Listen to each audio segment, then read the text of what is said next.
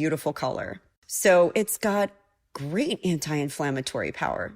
So when you hear about grains contributing to a bad gut, I'm just saying it's not all of them. Plus, here's the great part. It's got 8.5 grams of protein and 5 grams of fiber per half cup cooked serving. That is a lot of protein. So look at it this way.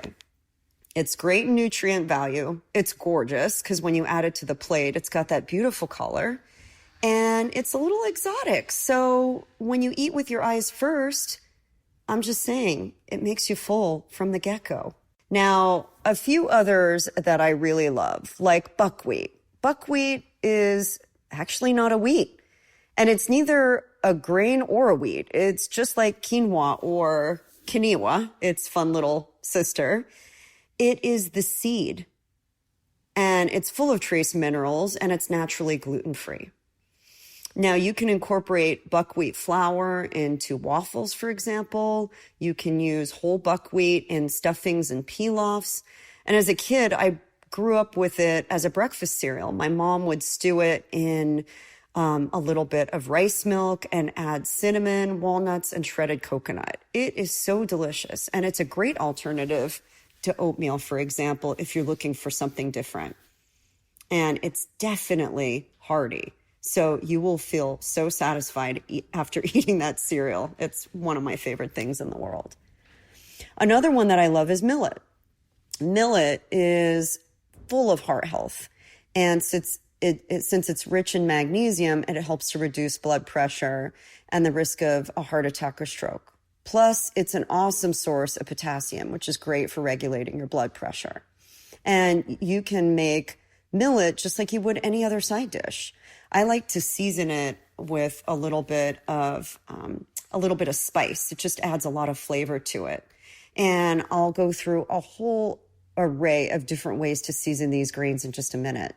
And another one is teff. It might sound funny, but this grain is really legit. It's supercharged and offers a tremendous source of energy with relatively low calories. Teff has a higher nutrient content than whole wheat, and it's more easily digested. Plus, it provides calcium, fiber, protein, and antioxidants.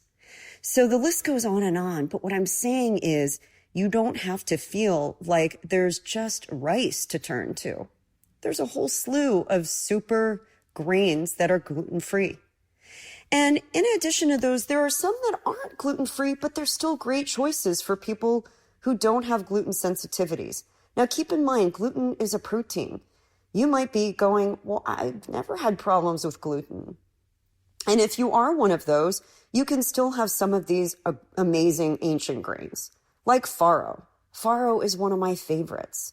And it dates back to ancient times where in the Mediterranean, farro was a big part of the diet. It's got one of the highest fiber contents of all of its sisters at 8 grams per half cup serving. And you can incorporate it into so many different things like you can with the gluten-free grains, but it's got a great bite. So if you don't like when grains get mushy, this is a really good alternative. Pasta made from farro flour is one of the best I've ever tasted. So give it a go if gluten is not a problem. Kamut is another one, and it comes from the Khorasan wheat. Khorasan. I'm never really sure how to pronounce that. Khorasan, maybe.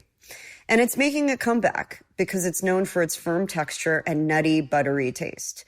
And it's got a lot of energy packed in there with a whopping 11 grams of protein per half cup serving. So again, if you're down with the gluten, it's got a little bit of gluten in it, but it's very easily digested. And its amino acid profile is off the charts. If you're looking to build muscle mass, this is it. Sometimes it's even called the Pharaoh's wheat because it dates back to the time of the pharaohs. And legend has it that even Noah saved it on the ark. So there you go. Another one that I really like is barley. You know, barley's been around forever. It's got 10 grams of fiber, which is another nutrient-dense grain, and it's got 7 grams of protein. It's kind of pedestrian in the fact that it's just been around forever, but barley has a fiber that is called beta glucan, and it binds to toxins and helps push them out through your system.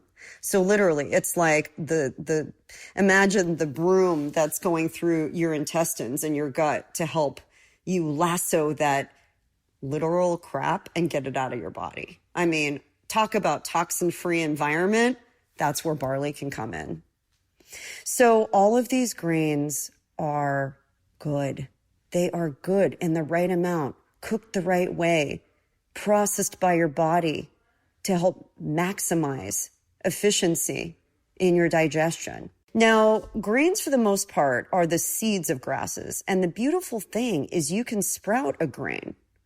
Sprouting can be done in as little as 24 hours. And sprouting can really up the nutrient content. Sprouting grains packs generous amounts of B vitamins, vitamin C, folate, fiber, omega-3s, protein, and essential amino acids. And they also tend to be easier to digest. So people with grain allergies can usually stomach sprouted grains. And then sprouting also puts you lower on the glycemic index, which is great news for people who are diabetic or trying to maintain blood sugar levels. And everybody needs to do that, by the way. So look for sprouted grains in everything from tortillas to sliced bread to pizza crusts. One of my favorite breads is the Ezekiel bread, and it uses sprouted grains, and it's so easy to digest, you guys. If you are sensitive to that, even try sprouting your own. You can put beans, legumes, things like that into water, and they will start to sprout within 24 hours to just a few days. Now, when it comes to adding flavor, and y'all, we got to add some flavor to our grains to help keep them interesting and dynamic, you can change the cooking liquids. So instead of just using water, you can use low sodium broth. You can use veggie broth, chicken, beef, for example, even bone broth to steep your grains and your beans for that matter. You can use miso soup. You can use infused water.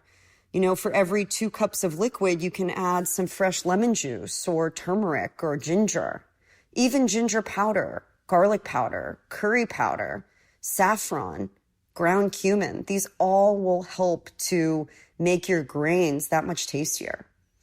And when you're doing breakfast grains, I always steep those in nut milk, like coconut milk or cashew, almond milk. You can do it in rice milk if you have a nut allergy, for example, or oat milk. Those are great ways to steep your grains and add a lot of flavor and nutrition, by the way. You can also top them with a variety of different things to make them interesting, like black or white sesame seeds. Sometimes those are called gomazio. Dried blueberries, goji berries, furikake. Just say that 10 times fast. One of my favorite words ever.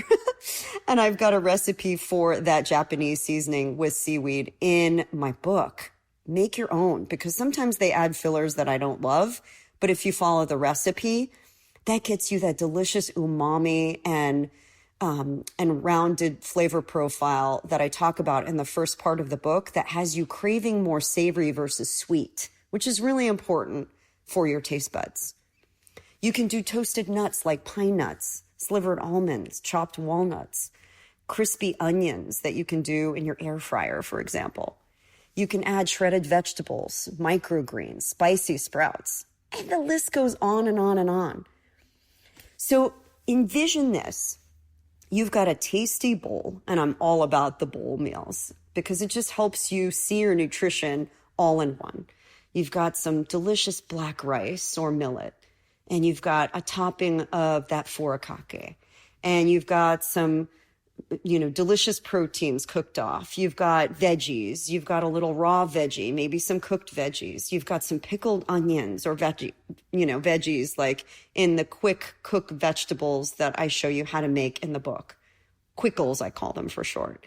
And you've got this great bowl that you can eat for breakfast, lunch, dinner, and everything in between. Those convertible meals make life so easy. Cook the grain once and have it in a variety of dishes. Sound versatile? Yes, it is. And it has a place in your everyday eating habits. So I hope you've learned that grains don't need to go out the door. They can be good for your brain. They can be good for your health. They can be good for your gut. And they can certainly satiate you to the core. I hope that you'll try a variety of different grains and explore them and let me know what you've tried and how you've prepared so that we can share it with the world. Post your pictures on social media and tag us at Eat Cleaner and let me know how creative you've gotten with your single ingredient super grains. Let's hear it for all the grainies. Hey, thank you so much for listening to this week's episode. I know you have a lot of choices out there of what to listen to, what to watch, so it means a lot to me that you're here with me. And hey, if you love this content, would you hit the subscribe button? I want you around. I don't want you to just show up for one episode and leave. I want you here, part of the conversation, a seat at this table. And while you're at it, would you share this with your friends and family? And if you take a screenshot and share it on your social media with a hashtag RFYBL for Recipes for Your Best Life, I'll make sure to personally give you a shout out and you may just be featured right here on the show. So until next time, here's to living deliciously and being the chef of your best life.